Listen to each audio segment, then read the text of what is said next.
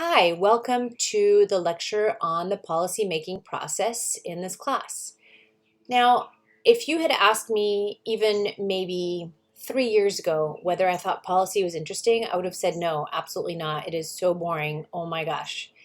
But it turns out that, and I've been studying political science for a long time, but policy was just not my thing. But it turns out that policy actually has a ton of real life implications into our daily lives. So understanding how policy gets made is actually really, really important, especially if we want to be able to have a say, or just whether it's the public or whether it's just you individually, but want to have a say in how the policies get made and which policies get made and also how they get implemented and enforced and so on. So understanding the process is actually really important because that way you can figure out a way to find your own place within that process. So let's get started.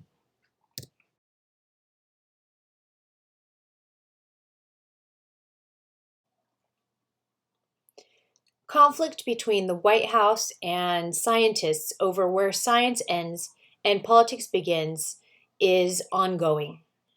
So basically, we're trying to figure out what two of the most important enduring issues are in U.S. environmental policymaking. One, which government institutions and leaders should shape the nation's environmental policies, and two, what role science and the scientific community should assume in this process. So this is particularly relevant to things like climate change or GMOs or pesticide use, or most environmental policies have some kind of link with science.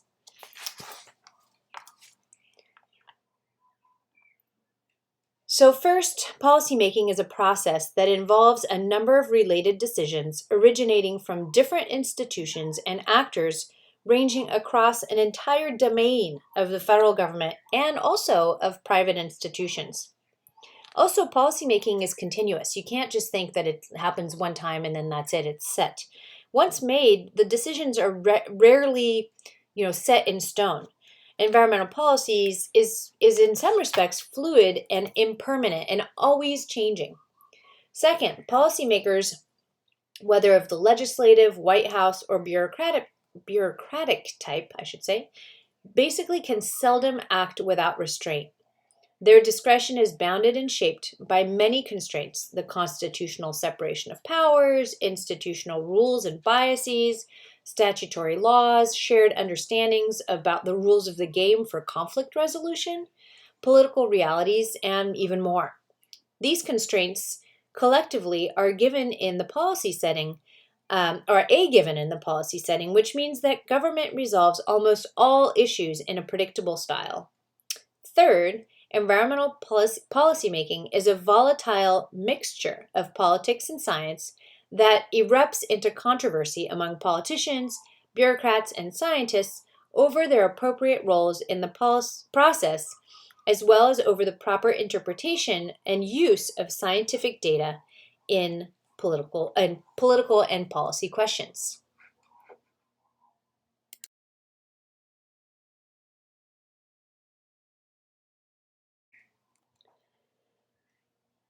Public policies usually develop with reasonable order and predictability.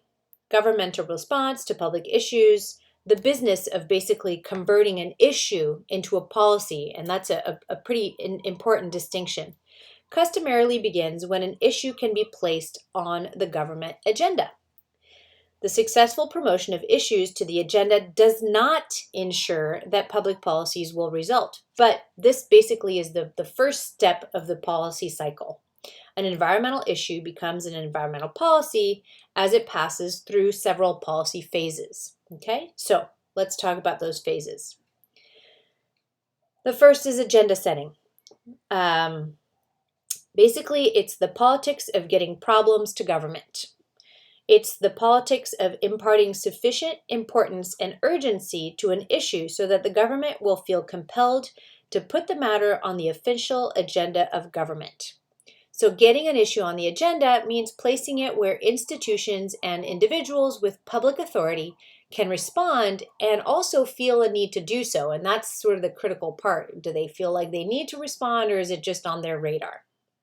Second, formulation and legitimation.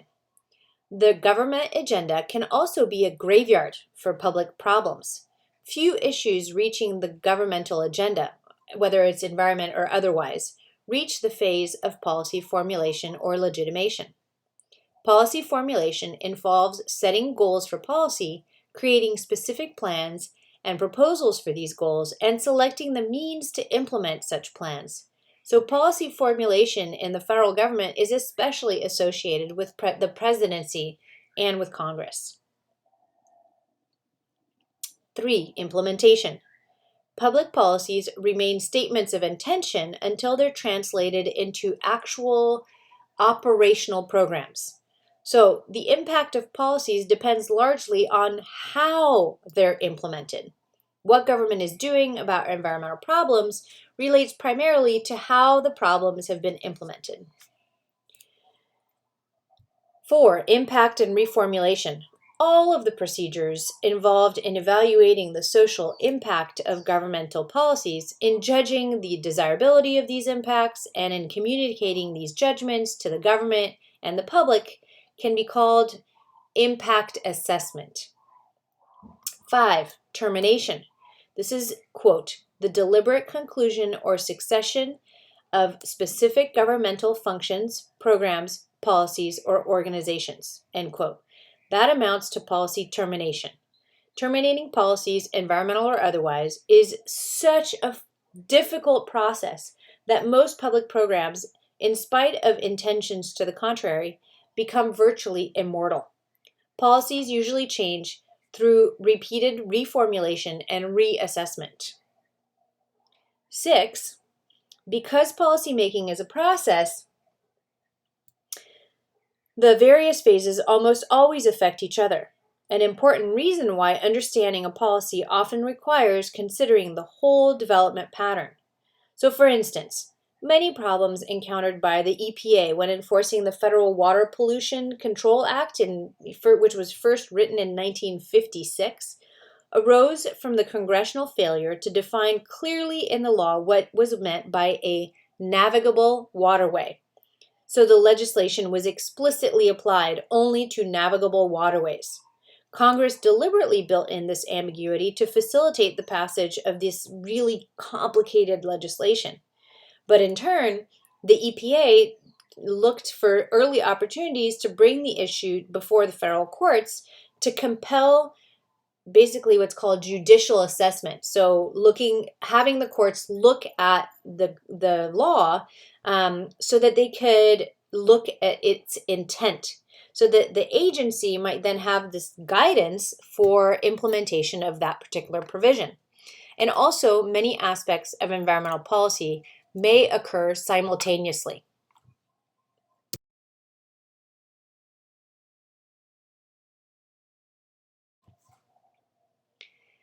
Like other public policies, environmental programs that have been shaped and complicated by the enduring constitutional formula, right? I am hoping that by now you've all heard of checks and balances. Here's a little graphic that explains, what it is. But the system of checks and balances disperses power and authority within the federal government among legislative, executive, and judicial institutions, and basically sort of sets up these rivalries that are repeatedly encountered in discussions on specific environmental laws. The U.S. federal system disperses governmental power, so spreads it out, by fragmenting authority between national and state governments. Federalism introduces complexity, jurisdictional rivalries, so who's in charge, the feds or the state, for example, or even the city or the community or the neighborhood board. It also includes confusion and delay into the management of environmental problems. Authority over environmental issues inherently is fragmented among a multitude of governmental entities. Moreover, Almost all of the new federal regulatory programs since 1970 permit or actually require implementation by the states. So even though the policy is federal, the implementation is done at the state level.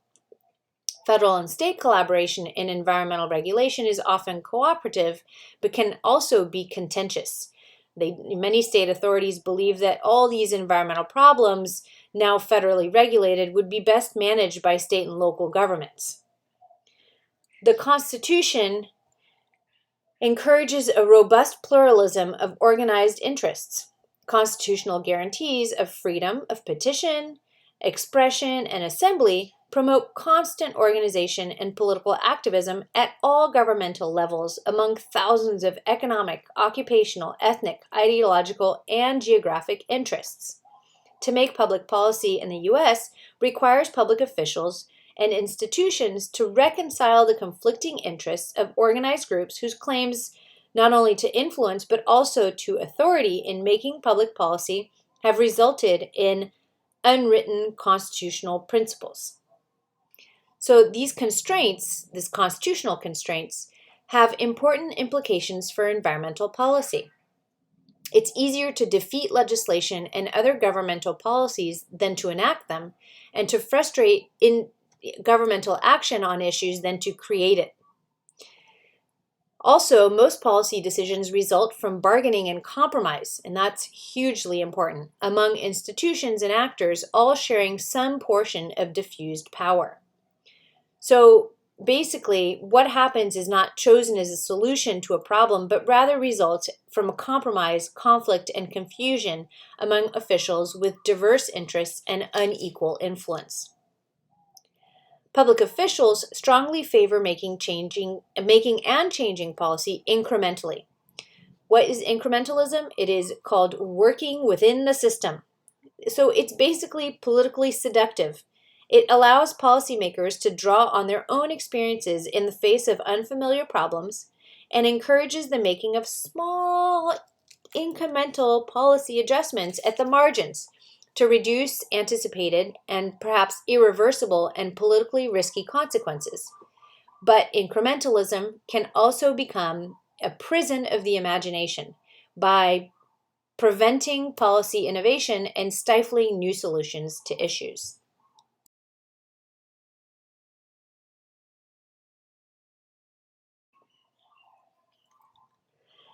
It's an implicit principle in U.S. politics, assumed by most public officials as well as those groups seeking access to them, that organized interests affected by public policy should have an important role in shaping those policies. But few special interests enjoy such pervasive and unchallenged access to government as business. But almost all major organized groups enjoy some measure of influence in public institutions. So arrangements exist throughout government structures for giving groups access to strategic policy arenas. So basically, lobbying is accepted as a completely normal, if not essential, arrangement for ensuring organized interests major roles in lawmaking.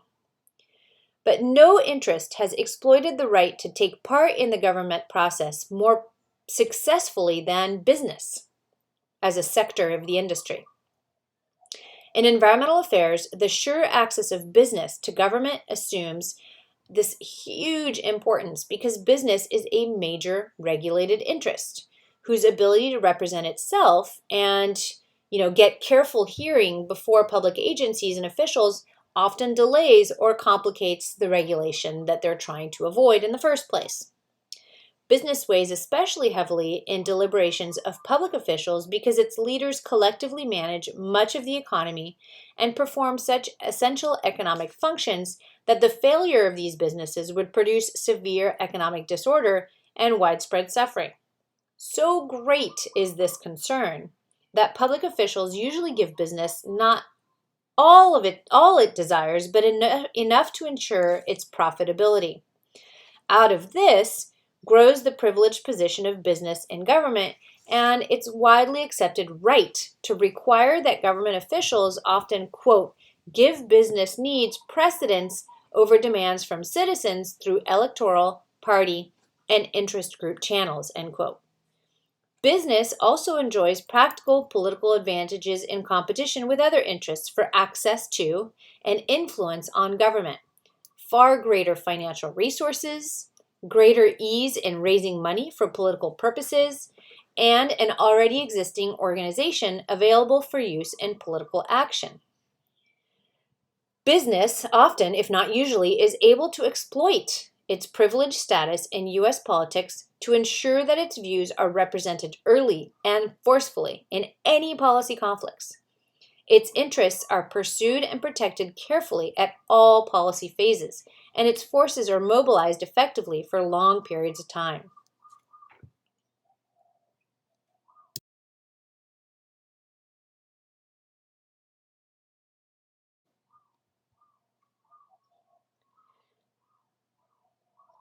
Prior to the 1970s, environmentalists were at a considerable disadvantage in achieving effective access to government compared to the environmentally regulated interests, particularly business.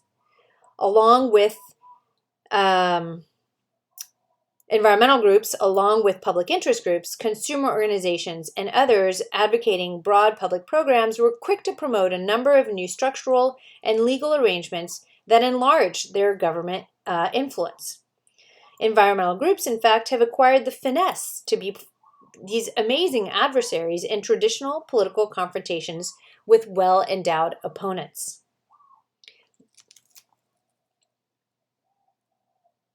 As a political profile of the environmental movement illustrates, environmentalism's political vitality has been sustained by basically the continuity and political skill of its organizational base. And here you've got some pictures of how people choose to organize in response to environmental issues. While this has enabled environmentalists to be major players in U.S. politics, these organizations now confront the considerable challenges in staying politically relevant and effective for a new American generation in an era of huge political change. Among these important challenges are effectively dramatizing emerging environmental problems to the public, recruiting and retaining organizational membership, confronting growing partisan division within Congress over environmental regulation, resolving sometimes intense conflicts within the movement itself, and competing successfully for financial resources in economically difficult times. So, careful estimates suggest that perhaps 5,600 organized environmental groups are nationally active, together with thousands more transient state, local, and regional organizations. So the thousands of organized national, state, and local groups collectively enrolling millions of members, make the movement or give the movement, I should say, essential political resources that only organized groups can provide. So like dependable, active, informed, and experienced advocates. Organized groups create the kind of constant pressure on policymakers and the continual aggressive surveillance of policy administration required for effective policy influence on government. A political significant change since Earth Day in 1970, the first Earth Day, has been the continuing growth in number of and activism among environmentalist groups at the state and local government levels. In fact, these constitute most of the environmental and conservation groups currently active. So this growth in membership has enlarged the political clout of environmental interests at the state and local levels at a time when state and local governments have becoming actually increasingly important actors in U.S. environmental policymaking. Environmentalism has never been a church of one creed, if you will. To the frustration of some of the leaders, this pluralism is often politically divisive in legislative infighting, especially with, big opponents like business interests. Business interests are like the Republican Party, basically. They're able to find a message, stay on message, and get everyone to talk on the same page. But environmental groups are like the Democratic Party, like 50 different states with 50 different messages, and no member wants to say the same thing more than once. So, although pluralism and the conflicts born of it are inherent in environmentalism, this pluralism is still bounded by general values, attitudes, and beliefs, like a way of looking at nature, for example, or humanity, or American society. And they're widely shared, but with nuances by the environmental leaders and activists. Although the pluralism lacks the coherence of what some would call an ideology, it sets environmentalists apart from mainstream American culture.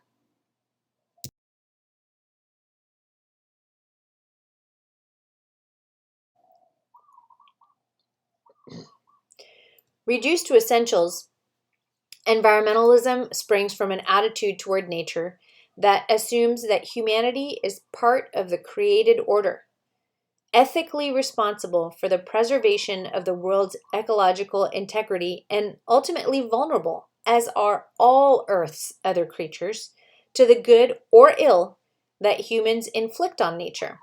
So, in the environmentalist perspective, humans live in a world of limited resources and potential scarcities. Like the good stewards of an inheritance, we should use our scientific genius, quote unquote, to manage global resources. So, this enlightened approach to managing nature should stress the interdependency of all natural systems. So, basically, the ecosystem concept, the importance of ecological stability and resource sustainability, and this enormously long time span in which a resource or in which the impact of ecological change occurs. Environmentalism sharply criticizes marketplace economics generally and capitalism particularly, and it denigrates this sort of constant growth ethic, unrestrained technological optimism, and the political structures that support these cultural phenomena. So, this attitude places environmentalists on a collision course with dominant US values. Environmentalism challenges American confidence in market mechanisms to allocate scarce resources for several reasons. Environmentalists assert that economics esteem economic growth and material consumption above concern for ecological balance and integrity. So the market can't be relied on to signal resource scarcity efficiently enough to prevent possible catastrophic resource exhaustion. Many environmentalists believe that the nation's dominant political institutions and processes should be reformed because they're committed to the preservation of ecological, economic, and technological values that are hostile to prudent ecological management. So until the 1980s, the national organizations representing the environmental movement were basically, pretty on track with each other in terms of ideology. But in the 1980s, an emergent radicalism and ideological conflict within the movement ended up breaking the environmental movement into a bunch of small dissident organizations, and ended up with infighting among the older established groups. So the environmental movement has now become an uneasy alliance of numerous, often discordant political camps spread across this really large ideological terrain. So organized environmentalism today is divided into several ideological enclaves. The movement's dominant ideological and political style has been crafted by these sort of pragmatic reformers, and this is the largest and most politically active and most publicly visible organizations, represented by national groups you may have heard of, such as the Sierra Club or the National Wildlife Federation, the Environmental Defense Fund, and so on. These large organizations emphasize political action through government, traditional styles of politics such as bargaining and coalition building. Also, national environmental agendas focusing on pollution, resource conservation, and land use. Their priorities are influencing public policy in incremental steps, forging pragmatic alliances issue by issue with those with whom they could agree. So there is ideological diversity among the pragmatists, but it's it's important to understand that there are different factions, right? And so one of the important factions that creates this conflict between preservationist groups like the Sierra Club and the Wilderness Society, which emphasize the preservation of resources rather than their economic or recreational exploitation, against other groups such as like the National Wildlife Federation, which favor prudent resource development for public use and economic growth. Another significant difference divides the pragmatists from anti-establishment groups such as Friends of the Earth and Environmental Action, which are impatient with this sort of moderation and slow process of political action among the leading national groups, but are still committed to traditional forms of political activity. Let's see. Another highly vocal, deep faction within environmentalism are individuals and groups committed to deep ecology or lifestyle transformation. Deep ecologists believe that humans are, at best, only a part of nature, and that's the graphic you see all the way on the right, top right, sorry, and at the bottom as well. And that humans are not necessarily the most significant part. They believe that all forms of life have equal claims on existence, that social, political, and economic institutions should promote the ecological vitality of all created orders, and that fundamental changes in national institutions and lifestyles are essential to preserve global ecological integrity. The fundamental political problem from the deep ecologist perspective is that social institutions have become instruments for the human exploitation of the created order for the primary benefit of humans. So it inherently challenges the fundamental institutional structures and social values on which governments, economies, and societies are presently constituted. So between deep ecologists and what they call the shallow ecology of mainstream environmentalism, there's this profound philosophical tension nourished by these antagonistic principles and a very different political imagination. Deep ecologists are presently a vocal, aggressive, and dissenting minority within the environmental movement. Many within the movement, preferring social to political action, have adopted individual and collective lifestyles outside conventional U.S. culture. But deep ecologists continue to be politically active, often to greatest effect at the state and local levels. Radical environmentalists favor direct action tactics, including the street politics of civil disobedience, nonviolent demonstrations, and political obstruction. To environmental radicals, the harassment of commercial whaling vessels on the high seas by Greenpeace protest vessels, carefully orchestrated to attract media attention worldwide, is better politics than the inhibited, sort of reformist style of the mainstream organizations.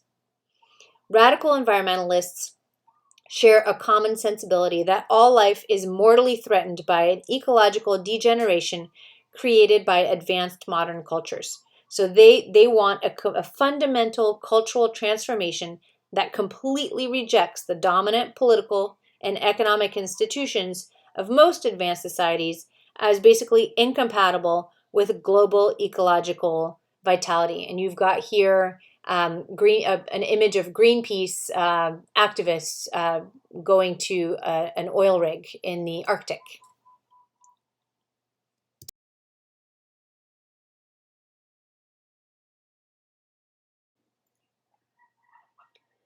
Although social support for environmentalism is broadly based in the United States, the organizational membership is mostly middle to upper class, white, well-educated, and well-off. Such a socially select membership exposes environmentalists to the frequent criticism that the so-called Greens are basically too white and too well-off, and that they're racist or elitist, indifferent to minorities, and the economically disadvantaged. To support these accusations, critics argue that environmentalism fights for clean air, but not for equal employment opportunities, promotes wilderness preservation for upscale recreationists, but not better schools for the disadvantaged, and condemns pollution in national parks, but not inner city decay. So in short, the agenda of environmentalism is largely a wish list from the book of middle-class white lifestyles.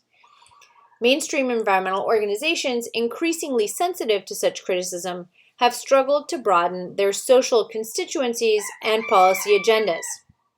A number of national organizations have tried these joint actions with labor and minority groups intended to diversify the environmental movement and make it more relevant to the workplace and the neighborhood. And you've got here a picture of the overwhelming whiteness of the U.S. environmentalist movement. The environmental movement's national leadership is concentrated in a number of highly visible, politically skilled, and influential organizations. Most of these organizations are included in what's called the Group of 10, an informal alliance of mainstream organizations that often collaborate on national issues. So, like, it includes the National Wildlife Federation, the Sierra Club, the Audubon Society, the Wilderness Society, Friends of the Earth, Environmental Defense Fund, National Parks and Conservation Association, the Isaac Walton League, and Natural Resources Defense Council, and the Environmental Policy Institute. So these are basically the 10 large mainstream groups. These are what's called political pragmatists. And they're very professional and very sophisticated in staff and organization, and they have the same high-tech tools and modern techniques of policy advocacy as any other powerful lobby, as, say, business would, for example, but maybe without the amount of resources in terms of funding. But on the flip side, this growing professionalization of the leadership of the mainstream groups also continues to provoke accusations and critiques from many environmentalists that the national organizations have lost their fire and vision because they're embedded within the system. The critics charge that the national leadership is more bureaucratic than charismatic and has totally lost touch with the movement's grassroots and become too preoccupied with bargaining and compromise. So where's that fine line, right, between making changes incrementally and at the same time making changes at all, or not being able to make changes at all? So the politics of procedure is always a fundamental consideration in environmentalist political agendas.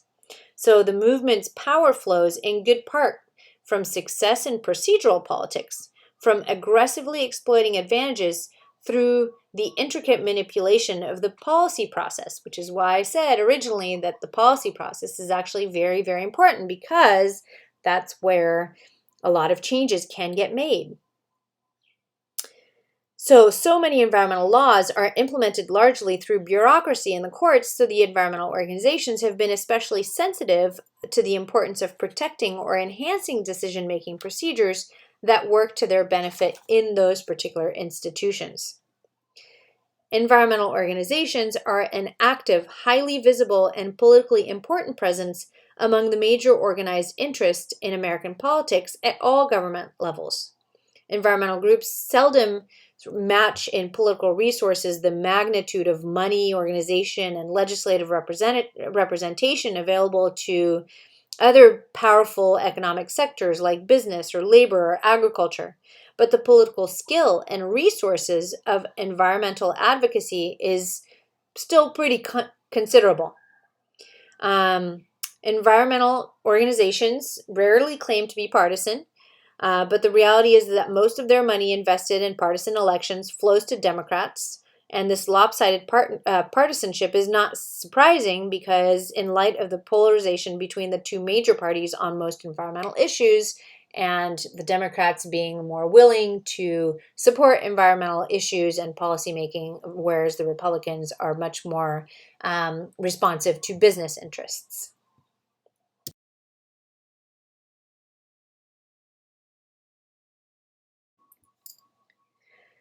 Although environmentalist organizations are committed to defending the public interest and public values, they also represent a constituency with its own ideological and material interests.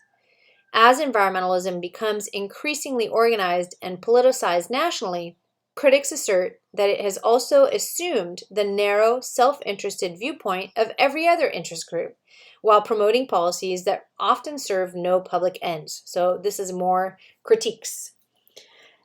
Critics frequently allege that environmentalism is largely the voice of a social elite hostile to U.S. capitalism, distrustful of science, inconsistent to its own viewpoint, and obsessed with imagined or exaggerated ecological problems.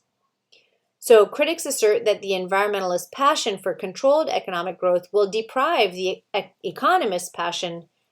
will deprive the economically disadvantaged domestically and internationally, that wilderness preservation usually just benefits a handful of naturalists, but basically deprives the average American of access to and enjoyment of wilderness resources. And that locking up resources costs jobs and inhibits economic progress. So the environmentalists are accused of being, selfishly obstructing valuable public or private projects like power generating plants or waste landfills, and even apparently environmentally friendly projects when these might threaten their lifestyles or property values. So, the whole idea of wind turbines, nobody wants those in their backyard or in their view plane, etc. Okay, so there's this,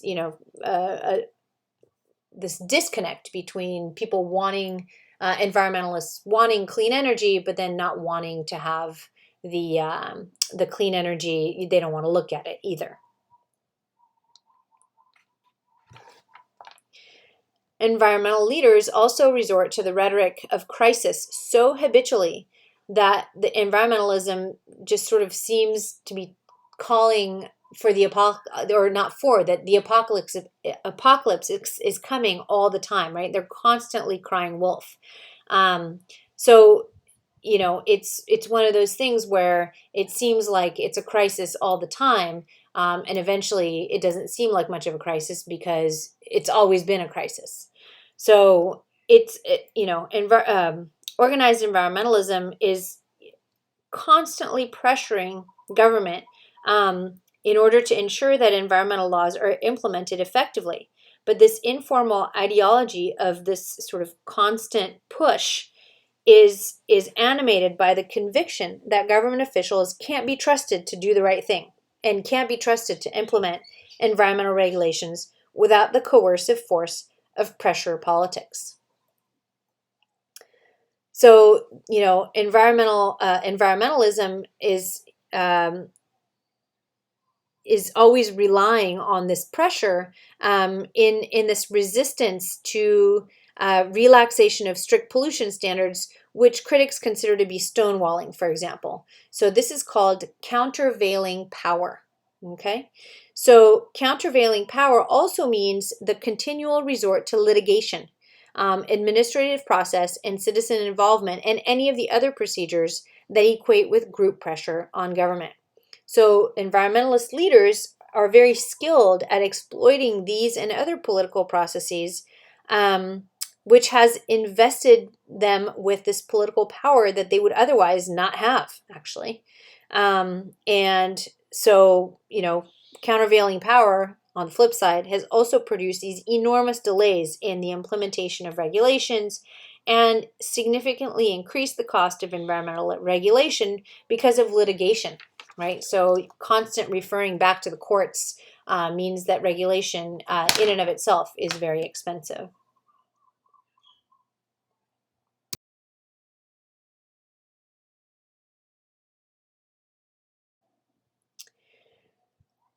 Whatever its internal dissonance, the environmental movement has been largely responsible for a remarkable growth in public environmental consciousness and acceptance of environmental protection as an essential public policy. These are public assets, essential to the movement's continuing political vitality, and environmental organizations are extremely adept at, highlighting public concern on environmental matters and turning it into a political advantage. Critics sometimes say that environmental interest groups speak for only a small portion of the public, but most polls seem to suggest otherwise. In general, opinion polls consistently report that substantial majorities in almost all major socioeconomic groups support environmental movement and government programs to protect the environment and that have supported them since basically the beginning, since Earth Day of 1970. Environmental activists have been especially gratified that the polls offer little support to the once widespread notion that concern for environmental quality is a white thing. But as long as environmental questions are lawfully abstractions, the public answers can easily imply that environmentalists' roots run deep as well as broad across the nation. But, and this is a big but, despite the public's ecological concerns, environmentalism's public impact is still restricted in politically important ways. So there's a widespread but not terribly intense public support for a goal in which government has considerable flexibility in pursuing that goal and is not carefully monitored by the public.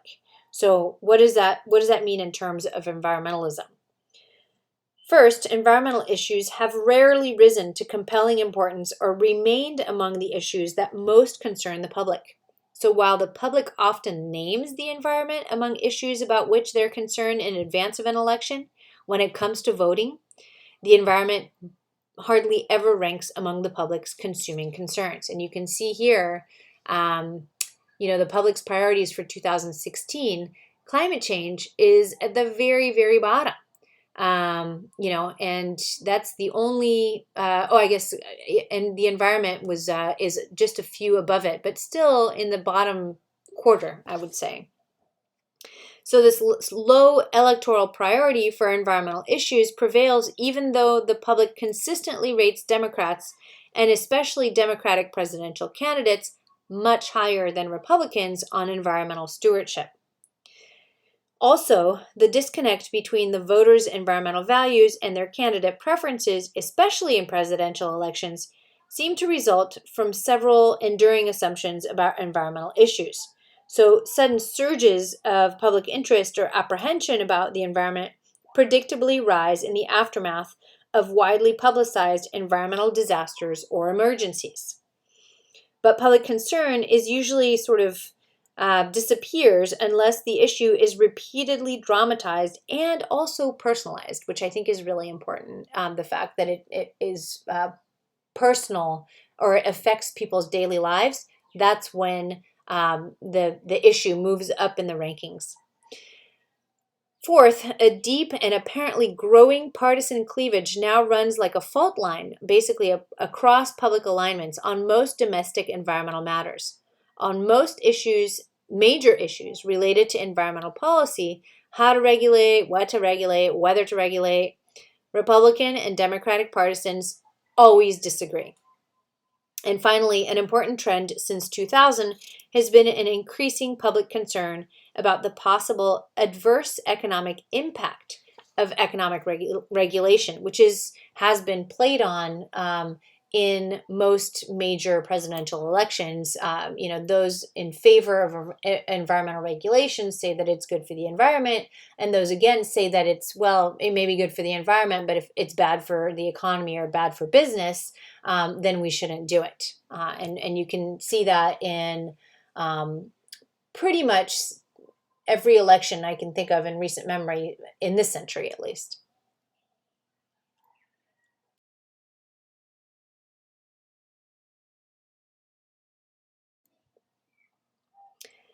What often distinguishes environmental policy making from other policy domains is this extraordinary importance of science and scientific controversy in the policy process. The growth of environmental legislation since the 70s is evidence of the federal government's increasing concern with science and technology after World War II. The range of scientific judgments required of administrative agencies like the EPA, for example, in implementing environmental programs, seems to embrace the whole domain of ecological research.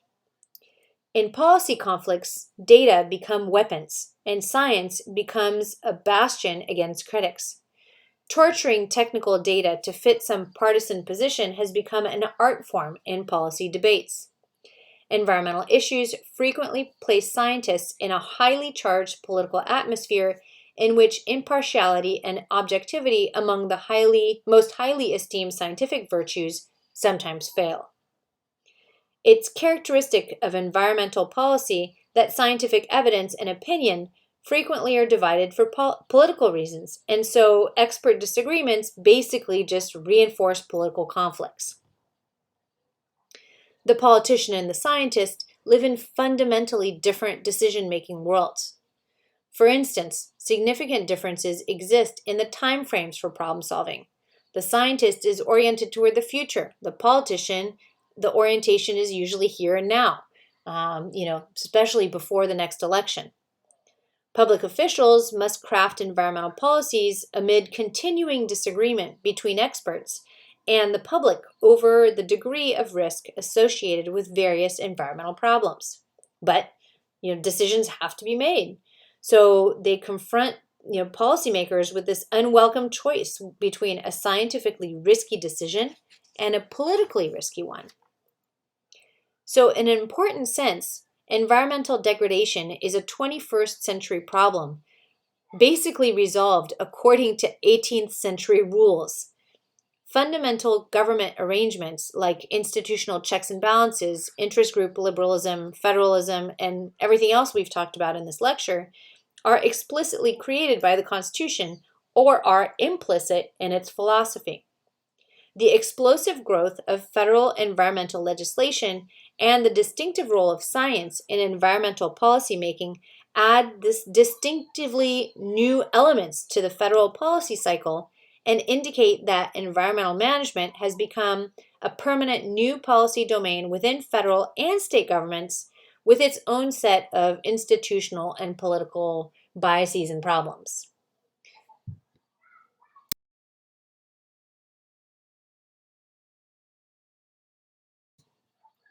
Okay, so here you are, some more pictures and some more stories that you can take a look at if you're interested in learning some more. That's it for this lecture. Aloha.